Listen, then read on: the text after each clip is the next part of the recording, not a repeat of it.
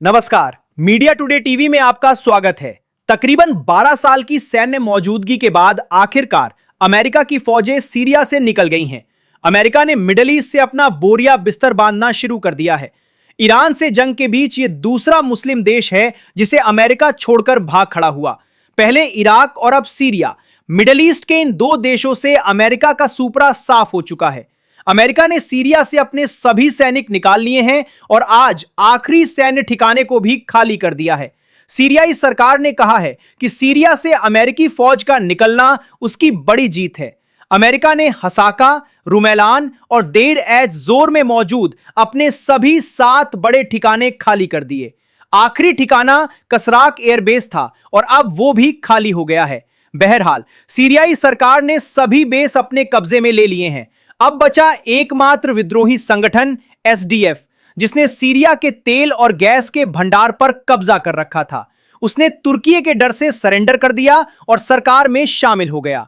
आपको बता दूं, एसडीएफ यानी सीरियन डेमोक्रेटिक फोर्सेस एक कुर्द नेतृत्व वाला गठबंधन है जिसे 2015 में बनाया गया था। इसमें कुर्द, अरब और दूसरे स्थानीय समूह शामिल हैं।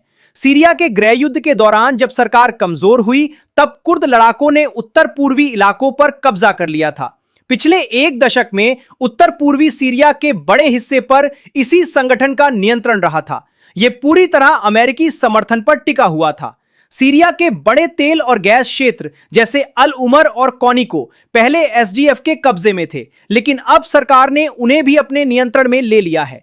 एसडीएफ को सरेंडर कराने में तुर्की ने बड़ी भूमिका निभाई, क्योंकि तुर्की एसडीएफ को आतंकवादी संगठन मानता है। जब तक अमेरिकी सैन्य ठिकाने मौजूद थे, एसडीएफ खुद को सुरक्षित मानता था। वो एक तरह से स्वतंत्र ताकत की तरह काम कर रहा था। जैसे ही अमेरिका ने अपने बेस खाली किए, एसडीएफ कमजोर पड़ गया और उसे सीरियाई सरकार की शर्तें माननी पड़ी। अमेरिका की मौजूदगी में तुर्की खुलकर कार्रवाई नहीं कर पा रहा था। उसके हटते ही एसडीएफ को तुर्की का डर सताने लगा। इसी दबाव और बदलते हालात ने एसडीएफ को सरकार के साथ समझौते की राह पर ला दिया। सीरियाई राष्ट्रपति अहमद अल शारा ने दमिश्क में एसडीएफ के कमांडर मजलूम अब्दी और राजनीतिक प्रमुख इल्हम अहमद से मुलाकात की है। विदेश मंत्री असाद हसन अल शैबानी भी मौजूद थे। यह बैठक एसडीएफ को राष्ट्रीय ढांचे में शामिल करने की प्रक्रिया का हिस्सा थी।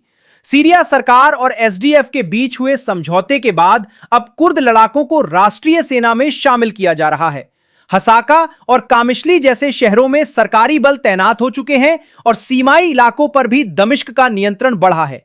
सीरिया सरकार के मुताबिक यह कदम देश को एकजुट करने और पूरे इलाके पर सरकार का नियंत्रण स्थापित करने की दिशा में बड़ा मोड़ है।